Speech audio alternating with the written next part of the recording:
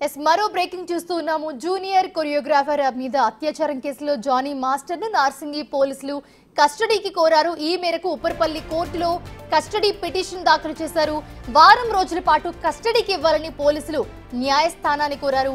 Johnny master ను సోమవారం Chanchalguda jail నుంచి కస్టడీకి తీసుకునే అవకాశం ఉంది. అయితే కస్టడీలో మరికొన్ని అంశాలు వెలుగులోకి వచ్చే అవకాశం కూడా ఉన్న నేపథ్యంలో విచారించాలని పోలీసులు ప్రస్తుతం భావిస్తూ ఉన్నారు. ఇప్పటికే రిమాండ్ రిపోర్ట్లో తన తప్పును జానీ మాస్టర్ ఒప్పుకున్నారు.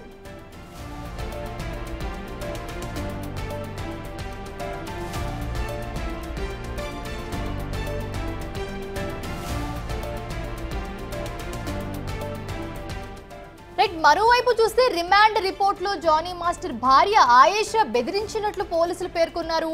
బాధిత యువతి ఇచ్చిన స్టేట్మెంట్ ఆధారంగా దర్యాప్తు ముమ్మరం చేశారు. కొన్ని ఆధారాలు సేకరించే పనిలో పోలీసులు నిమగ్నమైనట్లుగా తెలుస్తోంది. దీంతో పాటు Jani master assistant dance masters statements record చేసే పనిలో పోలీసులు ఉన్నారు.